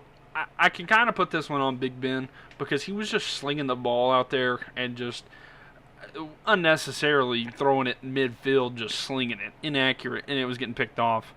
I mean, it was absolutely. I don't know. I don't know if his mind's just not right now or something, but I don't know. He's just slinging it out there for nobody, and I can't pick him this week. That's why I went with the Chiefs. But Yeah, I'm taking them just based on James Conner was damn good last week. yeah. Well, moving on to the next one, we have the 2-win teams that I didn't actually think would win last week, as we have the Dolphins visiting the Jets, and man, a lot of performance we had there by That Isaiah Crowell. bad man. Yeah, and the young quarterback Darnold, he throws a pick six first time, and then after that he was good the rest of the game. Like I was like, He balled out the rest of the game. You're seeing that, and they scored 48 points in 3 quarters. It's like, and it's against, and this is what I think I said last week too. It's a Bill Belichick result. A head coach comes out of New England, he goes to a different team, and it just won't work out. yeah, And it's like, it's just gonna be a rough one to watch for Lions fans. And I'm a Packers fan, and I feel bad for them because they deserve a little bit better than what they got. yeah, they. But that being said, Mhm. I am taking the Jets. I do too. I picked the Jets to win this as well. I've got them winning 24-20. I think it could be a decent game there. Don't know how much faith I can have in Ryan Tannehill there. But that the Madden simulation. Okay, so get this. Madden simulation has the Dolphins winning 28-3. Ooh, I don't see that. The Jets. I don't know. no faith. Are the Jets a legit contender this year? I guess we'll see more as the year goes by. The Jets are favored by a field goal. I do have them winning 24-20 there, but this is going to be a tough game for the Dolphins, I think, heading up north. So I do pick the Jets to win that one. But we can move on here to our next one as we have a disappointing performance in Week 1 by the Chargers and the Bills. Chargers at the Bills. Do the Chargers bounce back this week? Is that what you're looking in here? You know, this game is one that I don't want to watch. Yeah. And if it's on my TV, I will probably not watch football during that 3 hours unless there's another game on. If you're That being close, said- if you're that close to Green Bay and Green Bay's game's not on, I'd be a little upset because they're at the Yeah. same time. So Well- you should be. Okay. Well, it's like I'm a Packers fan, so yes, I'm gonna be watching the Packers game. But it's like, sometimes I'll be switching between the other game too when the Packers game is on commercial. It's like I'll be watching. It's like, oh, I want to see how this other game's going. I won't be doing that this week. If it's Yeah. that other team, but I am gonna take the Chargers just because. While Josh Allen is starting, and I see that as a huge upgrade over Nathan Peterman, that team was awful last week for the Yeah. Bills. Yeah. So I'm taking the Chargers by a lot. yeah. I'm saying at least 20 points. Yeah. I actually have the Chargers winning 31-20. I'm sorry, 31-10. The Madden simulation has them winning 38-14. I think that this Chargers team. I think the Bills are the new Browns per se. I think that they're not really. I mean, unless I don't know. I think Josh Allen has a potential. He's going to need a lot more weapons. I don't think Kelvin Benjamin's that good. He's overrated. But I just can't get over that Bills team's just. I don't know what they have a good defense, but that offense, man, something is wrong with that offense, and I can't really put a finger on what the issue is. I mean, it's the quarterback sorta, but they need a wide receiver. They need a wide receiver. They don't really have a grade A tight end. I give their tight end like a B rating. Yeah. They don't have a solid offense. Their defense is looking okay. Yeah. But that being said, you can't have an offense that's going 3 and out, 3 and out, 3 and out time and time again, and asking the defense, "Oh, now we need you to go on the field for the next 5 minutes," and there to be a huge difference in time of possession, because that's just gonna result in a loss like happened last week. Yeah. Agreed. Absolutely agreed here. Well, the next one is hitting really close to home for you as the Vikings come to visit your Packers up there. A, are you going to this game? B, who you picking?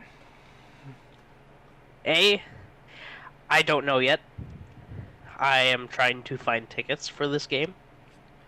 Yeah. B, I have 2 different scenarios for it. It's Aaron Rodgers starts, we win. Packers win. All right, I think he's going to go out, not absolutely dismantle like he did in the fourth quarter against the Bears. Yeah. But it will be, he can go around, sit in the pocket, sling the rock around. Or B, Packers decide it's not worth the risk. Deshaun Kaiser starts, Tim Boyle backs him up, and then we lose. Personally, I think A is going to happen, which is why I'm going to take the Packers, but I really want B to happen, because if it's to save Aaron Rodgers for another week, and for him to get, instead of like 65 to 75% healthy, to like 80 to like 85 to 95%, like, oh, he's feeling really good now, I think it would be better for us to save him for the rest of the season. Fair. I picked the Vikings. The Vikings, I think they're a really good team here. I actually have them winning 34-20. I know that's a lot of points. I just the run game for the Packers is not as present as you would hope for a team of that caliber. Well, it had never really has been present in Green Bay. You look, the last time we had a 1,000-yard rusher was Eddie Lacy in his first year in the season, first year in the league. Yeah. Where is he now? He's not playing anywhere. Yeah. It's like Green Bay's never been a run-first team or even a run-second team. It's always been a first 3 options are Aaron Rodgers, and if that doesn't work out, well, we can try our slew of running backs that don't know how to do shit. Yeah, and I think if you guys had a run presence, this is going to be a defensive game. I'm calling it right now. You think it will be?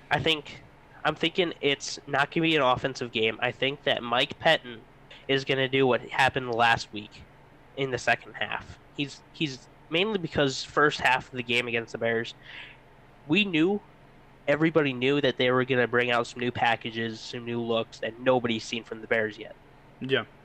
That's what happened. That's why he was playing a very vanilla defense. So I think he's going to be like, all right, we have some tape on Minnesota. We can kind of know what we're going to see. And he's going to game plan a lot better this week.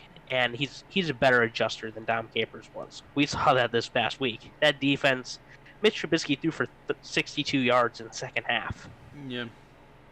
So I think the defense is not going to let up a lot of points. It's just which defense is going to be able to hold them to a field goal instead of a touchdown. Well, the Madden simulation disagrees with you strongly. It has the Vikings winning 42-14. Holy balls! Yeah. It had the Vikings just dominating, but I don't see that happening. But Lord have mercy, I saw that and I was like, okay, is this for real?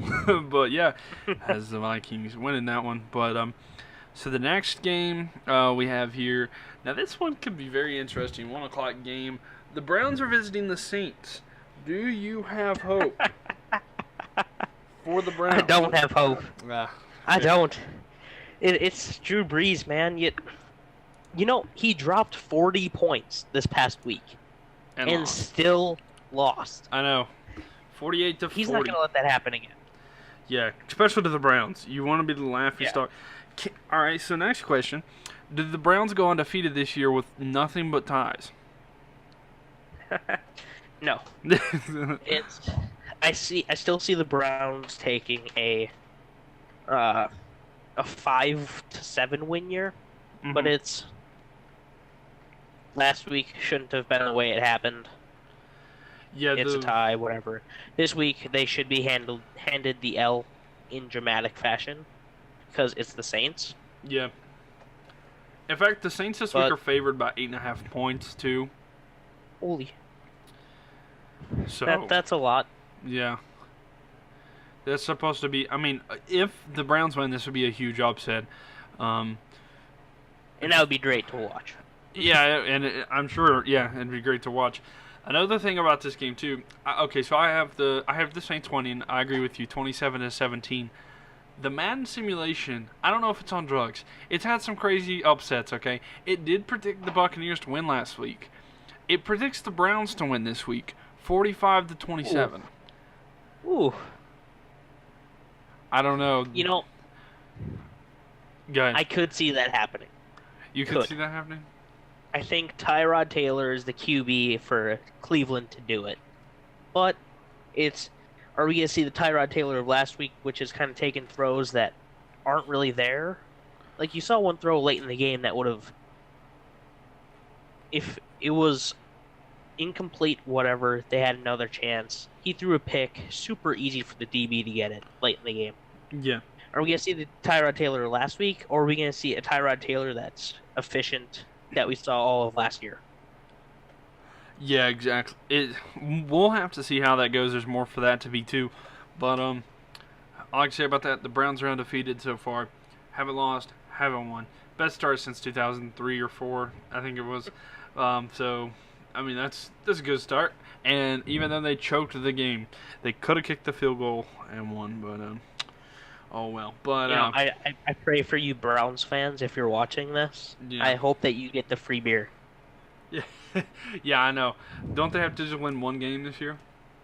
They have to first win of the year. They get the coolers open up. Damn. Well, almost. But moving on to the next game. Let's see what time this one starts. Here we are getting into the 4 o'clock games. We have the disappointing Lions facing and visiting the San Francisco 49ers. 49ers are favored by 6 points. I'm going with the 49ers, are you? Yes. Yeah. I think that was a pretty fair assessment there. I don't see the Lions doing anything. I have the 49ers winning 26-13. I don't think the Lions are shit. Matthew Stafford, absolutely garbage. Horrible week. As I said, my brother has them on his fantasy team. Literally needed 0.6 points. That's who that was. Who that was. Oh, man, that was great. And he's sitting there, and he's just like, I hate Matthew Stafford. I'm getting a plane ticket to Detroit to kill him. Like, he was just like, he's just like... He was livid. Yeah. Like, all they have to do is have Eminem write, like, a rap album about how bad Matthew Stafford is, and they'll get rid of him. Because Matthew... And, like, you have to think, this is one of the highest paid quarterbacks in the NFL. And he sucked. I mean, he shit the bed. He got showed up by a guy that's a rookie that threw a pick 6 on his first pass, and he still looked worse than he did. Right. And he was benched in the 4th quarter. He made Sam Darnold look like Peyton Manning. Literally. Like, that's how bad it was. And I don't know. Okay, so at this point, looking back at this again, I think that the Madden simulation is on drugs. It has the Lions winning 31-17. But like, oh my, I don't know. This is gonna be an absolutely crazy matchup. I also do want to say, suck it, because I did pick the Jets last week. Yeah. I'm very proud of that. Yeah, as you should be. I just thought the Lions would pick that. I thought the Lions would pull it off. You know, I had too much faith in Matthew Stafford. You know, I was like, put my mouth where the money's at, and it just so happened that you can't buy wins. So Lions went for pay to win, and they suck. So yeah, you were like, I'm gonna pull the whole put my money all where it's all going right now, and pull the 2000 stock market crash on you. Yeah. Ladies and gentlemen, welcome to the market crash. That's called the Lions. It's going to be a long time on the 8 Mile. But moving on to the next game, we've got the Cardinals visiting the absolute baller Rams. And Rams are favored huge in this game. Had a 20-point victory against the Raiders on Monday Night Football. It was a good game to watch. Really pissed off, though, that the Raiders couldn't do shit. We'll talk about them in a second. But the Cardinals are... the Rams are favored to win by 12.5 points. This is one of the largest lines I've ever seen. Who you going with? Because... Rams. Yeah. I was going to say, I was like, this would be a huge upset if the Cardinals do win this game. But I don't see that happening. Cardinals win this, and people in Vegas are going to be irate. If this tells you anything, the Redskins destroyed the Cardinals last week. Yep. In fact, I have the Rams winning 38-9. 38-9. I figured that the Cardinals may get 3 field goals, and that's about it. But then Madden has the Rams winning 20-17. I don't think it's going to be that close. I do see the Rams winning, but God, I don't think it's going to be a close game at all. But we'll have to see. I've seen crazier things in my life, but a 12.5 line, like, that's huge. Like, you don't even see that when you see teams like Alabama faces, like, they have the cupcake games all the time. You don't see those at all. Yeah, you don't even see them then. Like, you see them like a 10-point favorite. Like, this is like Alabama faces like community college. Like, that's how bad. This is Alabama. This is Alabama facing like a mid-ranked team for high school. Yeah. Yeah. Exactly. Like, this is literally it. But yeah, that's a absolutely. Now, the next game I do have on the list here, I'm excited to see this game. This is probably the 4 o'clock game I'm going to watch if I do watch one. And it's an AFC Championship matchup from last year. Except this time, it's going to be in Jacksonville. Do you see the Patriots going on the road to beat the Jaguars, or the Jaguars get revenge here in this game, even though the Patriots are favored by 1.5? Saxonville is back. Saxonville's back. That's all I have to say. Fair enough. The Madden simulation does have... Jacksonville. Do what now, sorry? If you are listening and you don't get what I'm saying, I'm taking Jacksonville. Yeah. I figured Saxonville. It's last year. I mean, they dominated with sacks. They're one of the highest. They led the league in sacks, and it was by a lot. So the Madden simulation has the Jaguars winning 31-14. I think it's going to be closer than that. I actually have the Jaguars winning as well. But I have them winning 28-27. I think it's going to be a 1-point game in favor of the Jaguars. I could see the Patriots winning this. I don't think you can ever count out Tom Brady. In fact, me thinking that it's going to be this close, I think here's my thing. I think I could see the Patriots winning by 14 more than I could see the Jaguars win by 14. If Jaguars are going to win, it's going to be a close game. Patriots, they can win in a close game or they can blow them out. That's just how Tom Brady works. I don't know what the deal is with it, but he can blow out a team when he wants to. I will be starting Tom Brady this week, so in my fantasy, so I really hope that he goes off this week. But I am going to pick the Jaguars as a backup there, but we'll see how that goes for sure. Another 4 o'clock game. This is going to be at the Mile High Stadium. Let's see. There's gonna be a Denver favor of 5.5 points. Do you see Denver winning this? Do the Raiders get their first win? What are you thinking? Denver dismantles. That's gonna be the headline. Denver just it's gonna dismantle. John Gruden was never a great coach. Yeah, he never was. And I don't know why the Raiders were like, yeah, we're going to give him $100 million freaking dollars. It's like, hell, I could coach the Raiders better than John Gruden. I'll take like $100,000 a year. Yeah. And here's one of my things, all right? Just to kind of talk. Everyone knows John Gruden as the offensive coach, He done all those the quarterback show and stuff like that for ESPN. Like he was always the quarterback coach. Offense is his thing. You come in week 1 and you put up 13 points.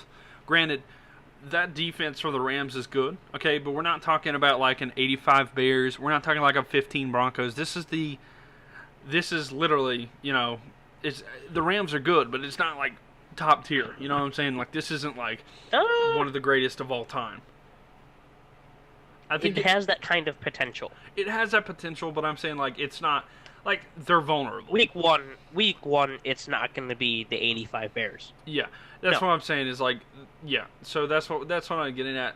Like they have that potential, and like I said, okay, so they're not facing the 15 Broncos, okay, but they're facing somewhat the 15 Broncos because a lot of the people that are playing for the Broncos are still there. Von Miller's still there.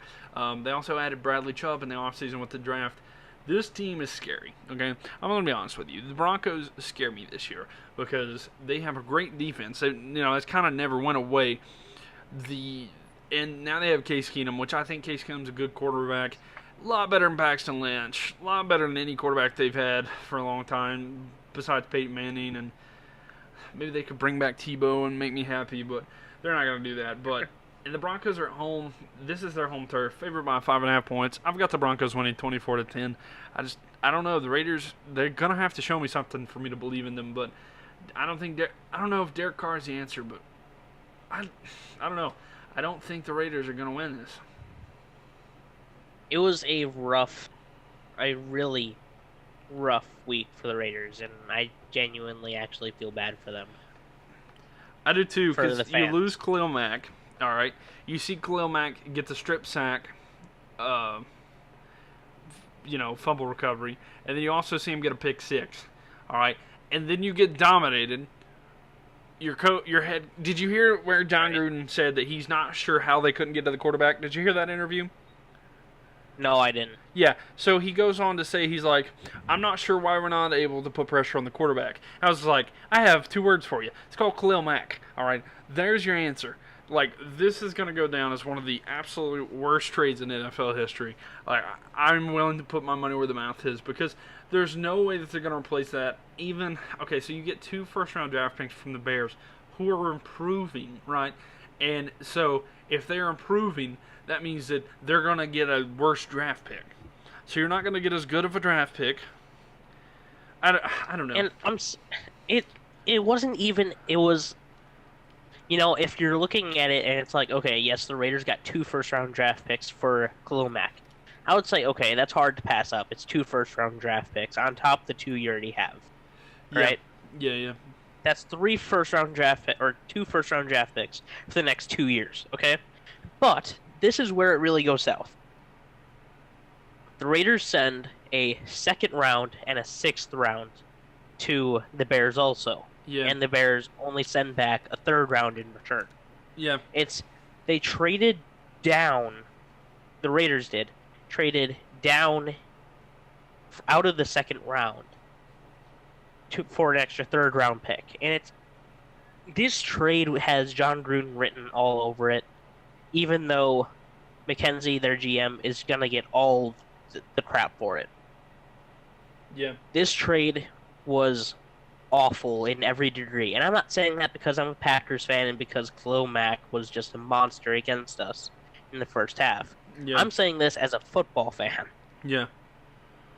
The Raiders fucked themselves before their move to Vegas.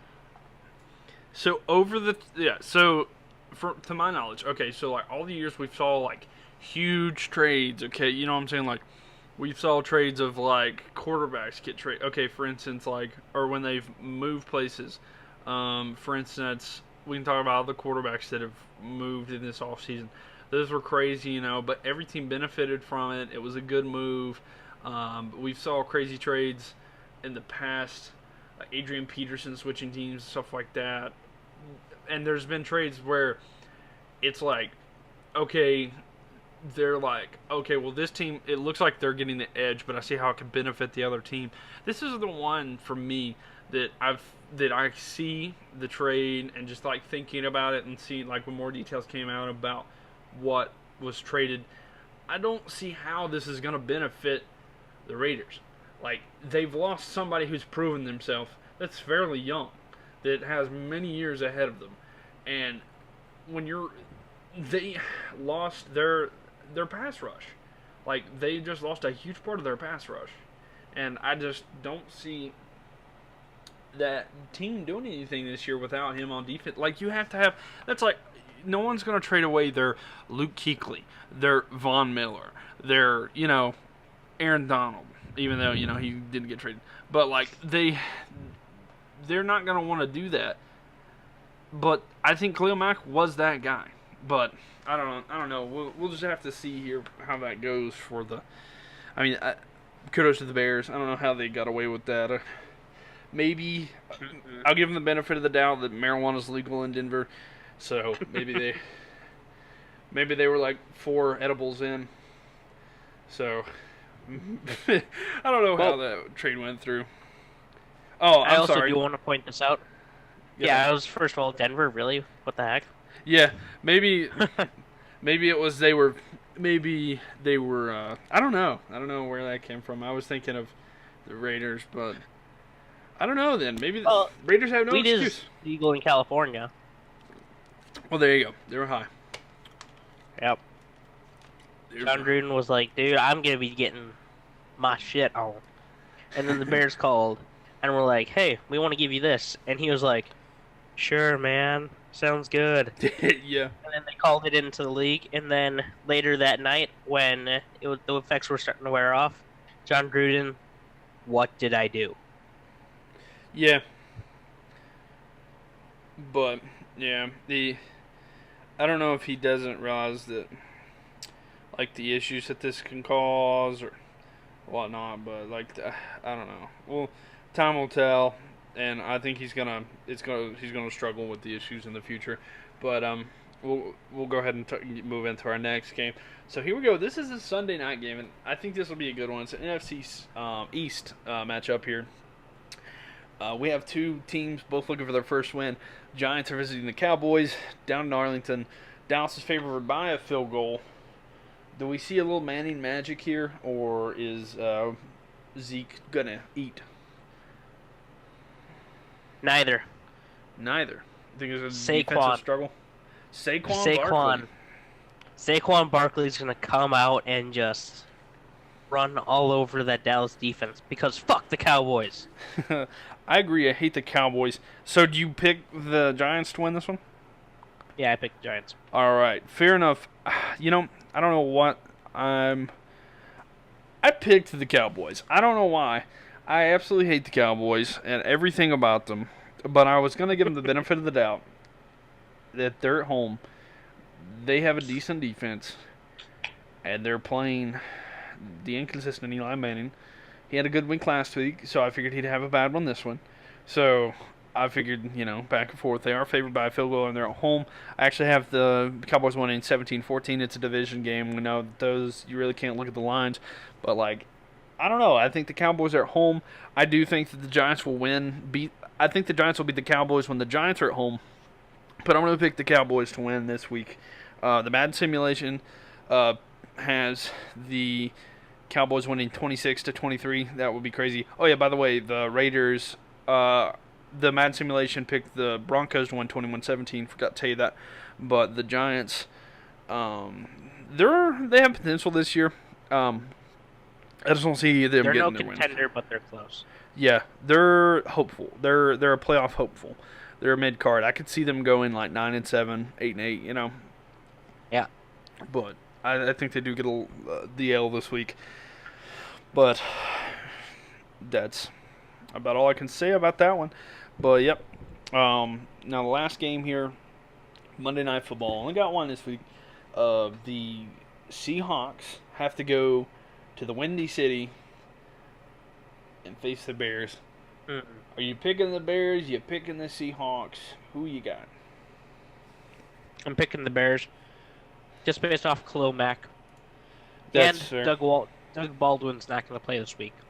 Yeah. So Russell Wilson's going to be without his number 1 target. Yeah, I actually have the Bears picked as well. 20-13. I have the Bears winning. that's going to be kind of a... I think the Bears are good. I think they're in a building phase. I think Mitchell Trubisky is going to be their quarterback. He's a really good young quarterback, and I know they got the loss week 1, but they still played good. They gave everything the Packers could handle. I know it was a tale of two halves, but they did good. I mean, and Khalil Mack showed his worth there that day.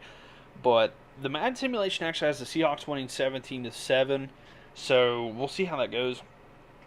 I don't think it'll be like that. I think they'll be good, but that Seahawks defense, I think we kind of saw that last week. They kind of struggled there. Like, the Broncos kind of did what they wanted to do in week 1. The Seahawks are crumbling fast, and I don't think they're going to be too hot in that NFC West this year. Yeah. Yeah, Seahawks are just not going to be a good team. Yeah, and I mean, time will tell how that goes.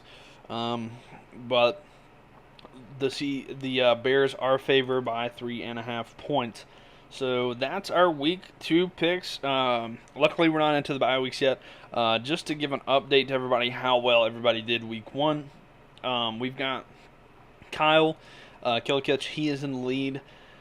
This is just a reminder. I know I told you this previously, but this is a reminder. He's ahead. He's got 10 correct, 5 incorrect, and 1 tie.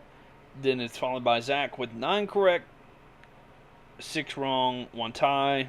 And me and Madden are tied with 8 correct, 7 wrong, and 1 tie. So it's a 2-game from bottom to top. Of course, spreads can get bigger as the weeks go on, but that's just a week 1. Thanks for everyone listening to this. We do appreciate you. Just let us know if you have any questions about that. Put it down in the comments. Since we're only on YouTube right now, we'll be looking to expand farther in that.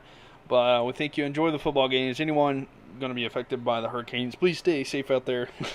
It's going to be rough. But we thank you for listening, and we will talk to you all later. Have a good one, everybody.